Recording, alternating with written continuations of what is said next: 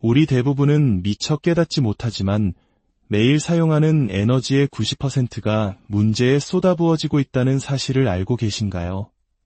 아침에 눈을 뜨자마자 스트레스 받았던 일을 떠올리고 무엇이 잘못되었는지, 누구를 탓해야 하는지를 생각합니다. 문제에 집중하면 할수록 그 문제는 점점 더 커져서 나중에는 앞으로 나아가는 것조차 불가능하게 느껴지는 거대한 벽이 되어버립니다. 하지만 여기 중요한 진실이 있습니다. 우리를 좌절시키는 것은 문제가 아닙니다. 바로 우리의 집중이 우리를 좌절시키는 것입니다. 만약 당신이 계속해서 부서진 곳만 바라본다면 당신의 마음 또한 부서진 채로 머물게 될 것입니다. 인생이 왜 이토록 불공평한지에 대한 똑같은 이야기만 반복한다면 아무것도 변하지 않을 것입니다.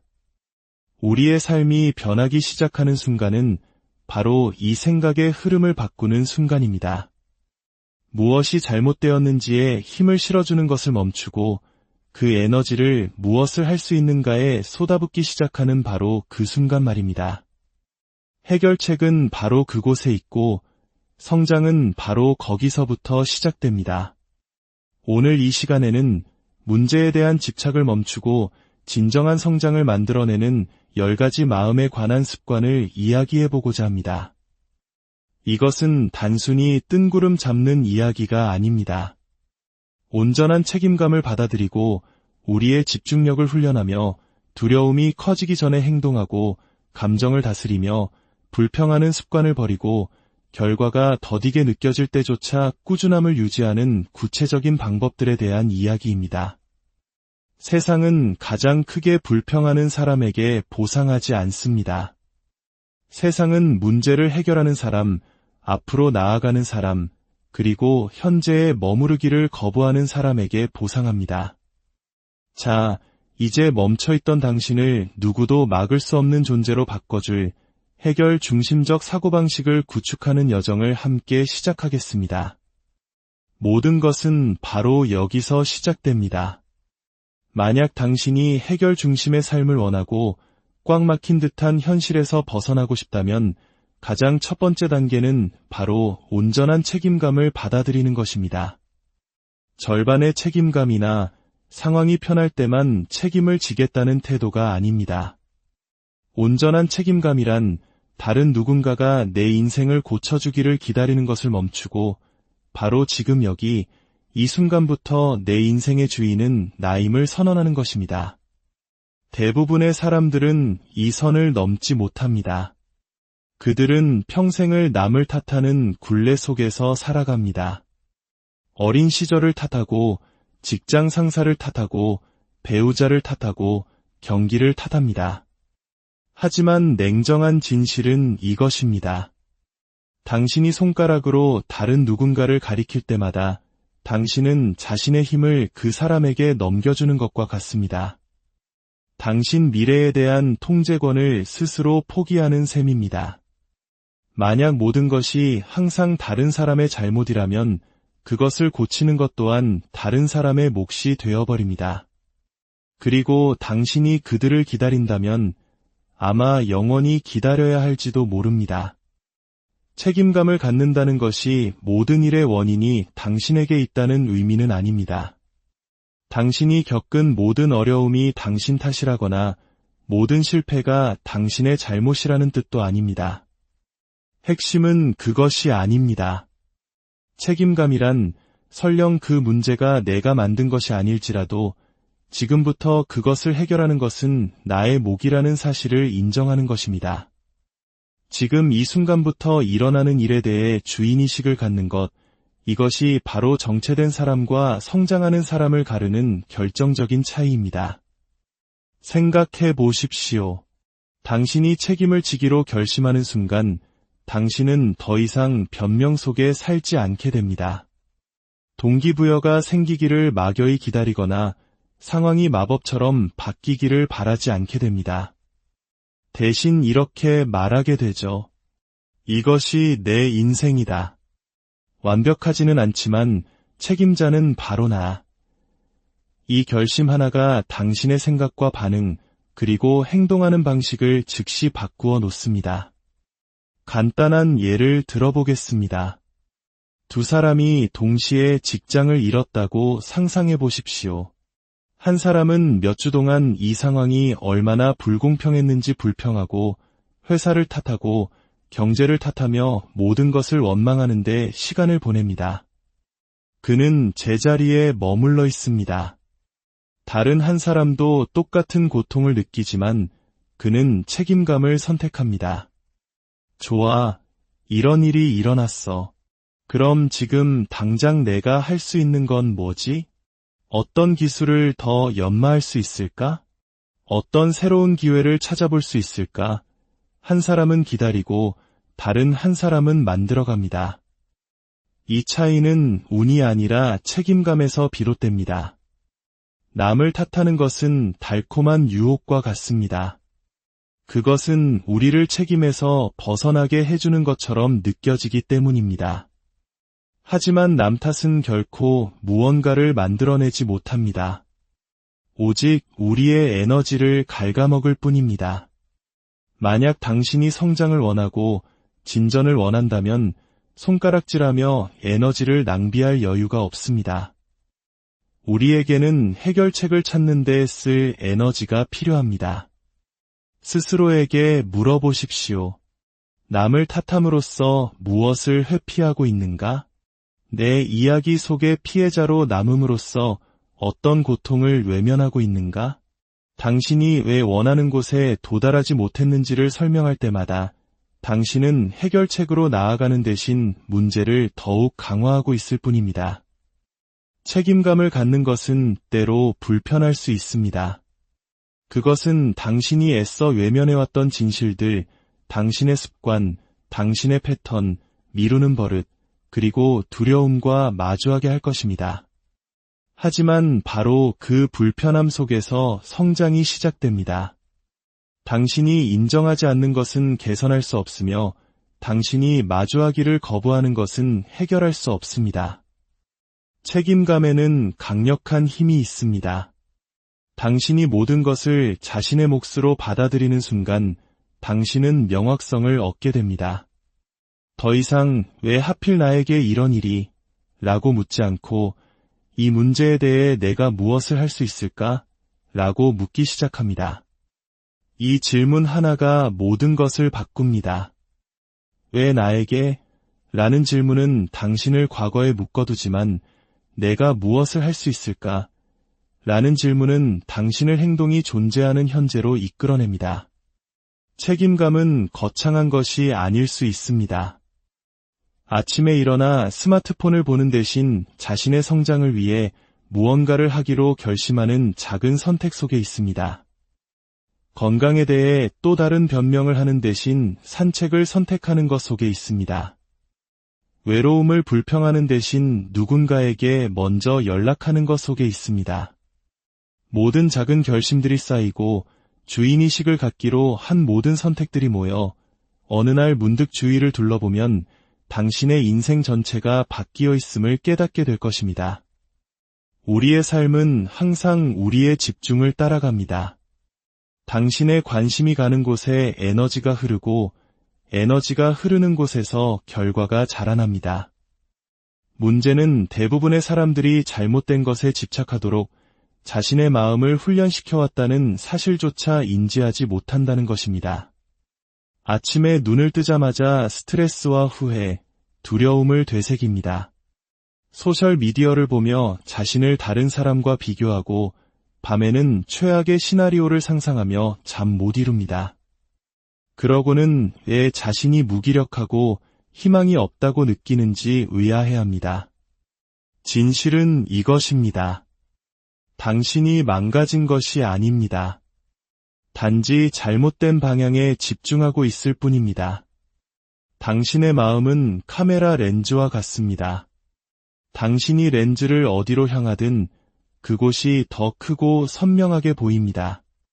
만약 당신이 계속해서 실패와 두려움, 좌절의 렌즈를 맞춘다면 당신은 오직 그것들만 보게 될 것입니다. 하지만 당신이 집중의 방향을 명확함, 성장, 그리고 행동으로 바꾸는 순간 당신의 뇌는 새로운 패턴을 만들기 시작합니다. 당신은 장애물 대신 가능성을 보기 시작할 것입니다.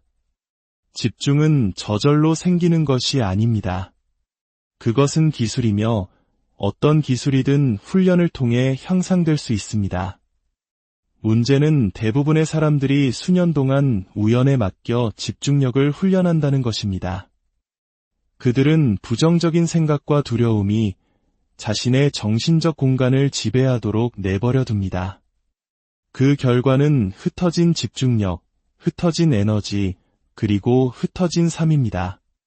만약 당신이 추진력을 만들고 싶다면, 복리처럼 쌓이는 성장을 원한다면 당신의 관심에 대한 통제권을 되찾아야 합니다. 마지막으로 당신의 집중이 어디로 향하고 있는지 멈춰서 알아차린 적이 언제였나요? 대부분의 사람들은 대답하지 못합니다. 왜냐하면 그들은 자신의 생각이 그저 일어난다고 가정하기 때문입니다. 하지만 집중은 선택입니다. 당신이 선택하지 않으면 다른 누군가가 당신의 집중을 앗아갈 것입니다. 광고, 미디어, 부정적인 사람들, 끝없는 알림. 당신의 휴대폰이 울릴 때마다 당신의 미래를 건 전투가 벌어지는 것입니다. 집중력을 훈련하는 것은 알아차림에서 시작됩니다. 하루 종일 스스로에게 물어보세요.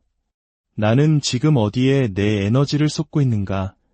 만약 그 대답이 당신의 성장에 도움이 되지 않는다면 방향을 바꾸세요. 이것은 현실 도피가 아니라 방향 설정입니다. 문제를 무시하는 것이 아니라 문제에게 필요 이상의 먹이를 주지 않겠다고 결심하는 것입니다. 문제를 직시하고 해결책을 찾았다면 이제 당신의 관심을 성장에 도움이 되는 곳으로 옮기십시오. FOCUS라고 불리는 방법을 시도해 볼 수 있습니다. F는 필터링입니다. 이 생각이나 과제가 나를 성장시키는가 아니면 소모시키는가? O는 한 가지 일입니다. 멀티태스킹을 멈추고 온전히 몰입하십시오. C는 시계입니다. 25분과 같이 시간을 정해놓고 집중하십시오. U는 연결 끊기입니다. 소음을 제거하고 휴대폰을 무음으로 설정하십시오. S는 요약입니다. 집중의 시간이 끝날 때마다 나는 방금 무엇을 만들어냈는가? 라는 한 문장을 적어보십시오. 이 작은 습관이 성취감을 강화하고 내가 집중하는 즐거움을 기억하게 만듭니다. 헬스장에 가는 것과 같다고 생각해 보십시오. 가끔씩만 역기를 든다면 근육은 자라지 않습니다. 하지만 꾸준히 훈련하면 작은 무게라도 당신의 힘은 복리처럼 쌓여갑니다. 집중력도 마찬가지입니다.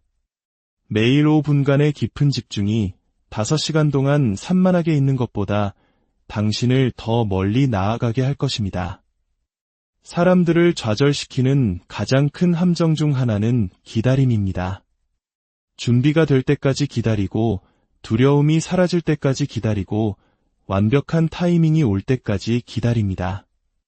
하지만 진실은 두려움은 기다림으로 사라지지 않고 오히려 더 커진다는 것입니다. 당신이 미루면 미룰수록 당신의 상상력은 문제를 실제보다 10배는 더 큰 괴물처럼 부풀립니다. 생각해보세요. 결정을 미루고 이메일 보내는 것을 미루고 전화를 거는 것을 미루다가 나중에야 깨달았던 적이 얼마나 많았나요? 가장 어려웠던 것은 행동 그 자체가 아니라 그것을 두려워하며 허비했던 몇 주 혹은 몇 달의 시간이었다는 것을 말입니다. 두려움은 침묵 속에서 증식하고 지연을 먹고 자랍니다. 우리의 뇌는 우리를 보호하도록 설계되었습니다. 그래서 당신이 망설일 때 뇌는 불편함을 위험으로 착각하고 속삭입니다. 기다려, 안전하게 있어. 위험을 감수하지 마. 문제는 우리의 뇌가 실제 위협과 단순한 도전을 구분하지 못한다는 것입니다. 그래서 그 목소리에 귀를 기울이면 당신은 망설이는 습관을 갖게 되고 어느 날 아침 눈을 떴을 때 두려움이 당신을 앞으로 나아가는 대신 멈추도록 훈련시켰다는 것을 깨닫게 될 것입니다. 그렇기 때문에 당신이 개발할 수 있는 가장 강력한 습관 중 하나는 바로 두려움이 잠식하기 전에 행동하는 것입니다. 무모하거나 맹목적으로가 아니라 결단력 있게 말입니다. 당신이 재빨리 움직이면 문제가 당신의 마음속에서 괴물로 변하기 전에 그것을 잡을 수 있습니다. 나는 이것을 감당할 수 있다는 것을 스스로에게 증명함으로써 문제의 크기를 줄이는 것입니다. 용기는 행동 이전에 나타나는 것이 아니라 행동 이후에 나타납니다. 대부분의 사람들은 자신감이 먼저 필요하고 그런 다음에 행동할 것이라고 생각합니다. 하지만 자신감은 행동함으로써 만들어집니다. 당신이 앞으로 나아갈 때만이 당신의 마음에 나는 할 수 있다는 것을 증명할 수 있습니다. 행동이 믿음을 앞서는 것입니다. 두려움이 스며드는 것을 느낄 때 스스로에게 60초의 시간을 주세요. 그 안에 움직이는 겁니다. 전화를 걸고 메시지를 보내고 첫 문장을 쓰고 헬스장으로 걸어 들어가세요. 무엇이든 좋습니다. 공을 앞으로 굴리는 어떤 행동이라도 하십시오. 두려움은 의도와 행동 사이의 간극에서 자랍니다. 당신이 그 간극을 재빨리 좁히면 두려움은 숨쉴 공간을 잃게 됩니다. 인생은 당신을 시험할 것입니다. 그것은 가능성이 아니라 보장된 사실입니다. 계획은 틀어지고 사람들은 당신을 실망시킬 것이며 확실하다고 생각했던 상황은 하룻밤 사이에 무너질 수 있습니다. 당신은 모든 폭풍을 통제할 수는 없지만 어떻게 반응할지는 통제할 수 있습니다. 그리고 인생이 당신을 덮쳤을 때 어떻게 반응하는지에 대한 그 결정 하나가 좌절 그 자체보다 당신 미래의 질을 더 많이 결정할 것입니다. 좌절에 대한 당신의 첫 반응은 당신의 마음 상태를 비추는 거울과 같습니다. 어떤 사람들은 화를 내고 불평하고 자기 연민에 빠집니다. 다른 사람들은 잠시 멈추고 숨을 고르고 나의 다음 행동은 무엇인가? 라고 묻습니다. 같은 폭풍 속에서 두 개의 매우 다른 결과가 나타나는 것입니다. 차이는 문제가 아니라 반응에 있습니다. 감정적으로 반응할 때 당신은 상황에게 당신의 힘을 넘겨주는 것입니다. 분노, 두려움 또는 좌절감이 당신의 다음 단계를 결정하도록 내버려 두는 것입니다. 그리고 감정적인 결정은 거의 항상 잘못된 결정입니다. 하지만 당신이 자신의 반응에 대한 주인의식을 가질 때 당신은 통제권을 되찾게 됩니다. 고통을 부정하지 않으면서도 그 고통이 당신을 조종하도록 내버려 두지 않는 것입니다. 그것을 느끼고 처리한 다음 어떻게 앞으로 나아갈지 신중하게 선택하는 것. 그것이 바로 힘이고 성숙입니다. 좌절은 중립적입니다. 그것들은 당신을 파괴하거나 축복하기 위해 존재하는 것이 아닙니다. 그저 일어나는 사건일 뿐입니다. 중요한 것은 당신이 부여하는 의미와 당신이 선택하는 반응입니다. 이것이 주인의식이 그토록 강력한 이유입니다. 그것은 당신이 스스로에게 들려주는 이야기의 통제권을 되찾게 합니다. 실용적인 방법을 하나 제안합니다. 멈춤, 성찰, 대응의 3단계를 기억하십시오. 첫째, 멈추십시오. 무언가 잘못되었을 때 즉시 반응하려는 충동에 저항하십시오. 숨을 쉬고 사건과 반응 사이에 아주 작은 간격을 만드십시오. 둘째, 성찰하십시오. 스스로에게 물어보십시오. 방금 무슨 일이 일어났지? 나는 지금 무엇을 느끼고 있지? 내가 진정으로 원하는 결과는 무엇이지? 이 짧은 성찰이 당신을 공황 상태에서 벗어나 명확함으로 이끌어줍니다. 셋째, 대응하십시오. 당신을 앞으로 나아가게 하는 행동 하나를 선택하십시오. 가장 쉬운 행동이나 순간적으로 기분을 좋게 만드는 행동이 아니라 실제로 상황에 도움이 되는 행동 말입니다. 이 방법은 좌절을 디딤돌로 바꿉니다. 자동 조종 장치처럼 반응하는 대신 의도를 가지고 대응하게 되는 것입니다. 기억하십시오. 좌절이 당신을 정의하는 것이 아니라 당신의 반응이 당신을 정의합니다. 어떤 사람들은 문제가 자신을 위축시키도록 내버려 두지만 다른 사람들은 바로 그 문제를 이용해 힘을 키웁니다. 그 차이는 주인의식에 있습니다. 사람들이 자신의 잠재력을 낭비하는 가장 조용한 방법 중 하나는 자신의 머릿속에서 끝없이 맴도는 생각 속에 갇혀 사는 것입니다. 처음에는 파괴적으로 느껴지지 않을 수 있습니다. 오히려 무언가를 깊이 생각하고 있으니 생산적이라고 느껴지기도 합니다. 하지만 현실에서는 아무것도 해결되지 않고 그저 같은 생각을 반복해서 재생하고 있을 뿐입니다. 걱정, 의심, 만약에라는 작은 생각에서 시작됩니다. 하나의 명확한 행동을 취하는 대신 그것을 계속해서 되새깁니다. 문제는 줄어들지 않고 오히려 커집니다. 그리고 그 굴레에 오래 머물수록 그것은 더 무겁게 느껴집니다. 나중에는 문제 그 자체가 아니라 그 생각 자체가 당신의 에너지를 더 많이 소모하게 됩니다. 원형적 사고는 노력으로 위장한 함정입니다. 당신이 분석하고 있기 때문에 진전이 있다고 믿게 만들지만 진전은 정신적 반복이 아니라 앞으로의 움직임으로 측정됩니다. 꼬리에 꼬리를 무는 생각은 해결책의 적입니다. 이런 생각의 굴레를 일찍 알아차리는 것이 중요합니다. 한번 생각이 맴돌기 시작하면 그것은 추진력을 얻고 스스로를 먹이로 삼아 더욱 커집니다.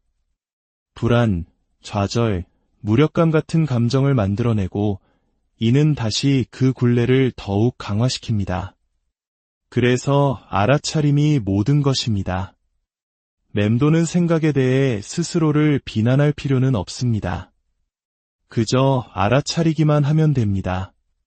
불평은 세상에서 가장 쉬운 습관 중 하나이며 동시에 가장 파괴적인 습관 중 하나입니다. 노력도, 용기도, 절제도 필요 없습니다. 그저 무엇이 잘못되었는지 묘사하는 당신의 목소리만 있으면 됩니다.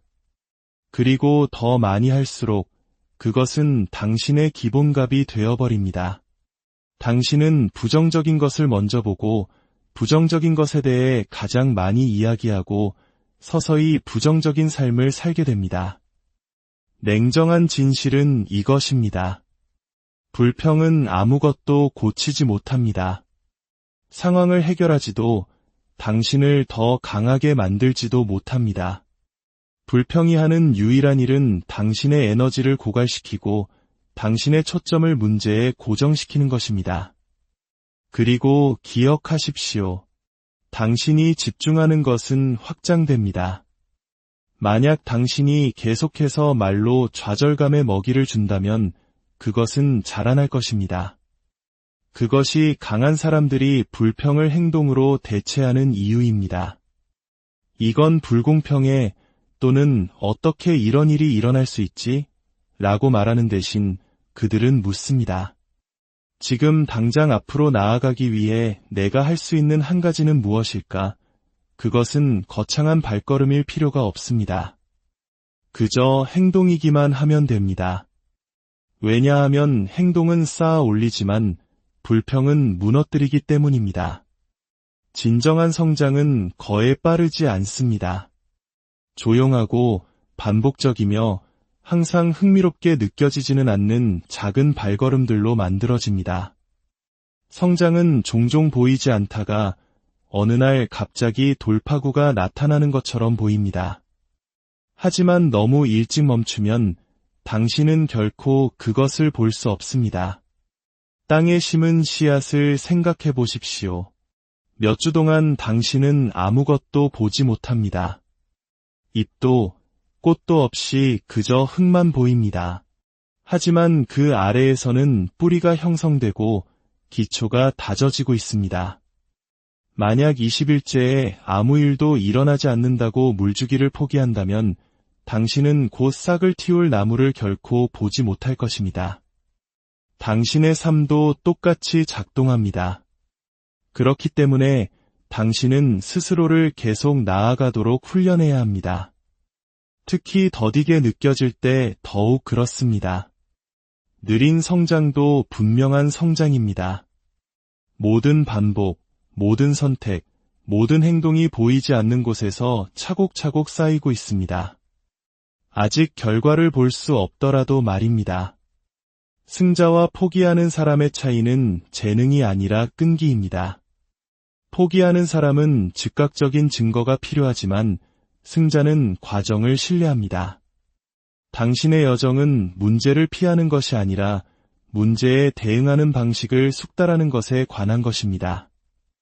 우리가 함께 걸어온 모든 과정들, 책임감을 갖고 집중력을 훈련하고 두려움보다 먼저 행동하고 생각할 공간을 만들고 감정을 진정시키고 불평을 행동으로 대체하는 이 모든 것들은 단 한 가지를 만들기 위해 설계되었습니다. 바로 더 강하고 더 명확하며 더 회복력 있는 당신의 모습입니다. 인생은 항상 당신을 시험할 것입니다. 상황은 변하고 사람들은 당신을 의심하고 두려움은 당신의 귓가에 속삭일 것입니다. 하지만 그 어떤 것도 당신을 정의하지 못합니다. 당신을 정의하는 것은 당신이 어떻게 반응하기로 선택하는가입니다.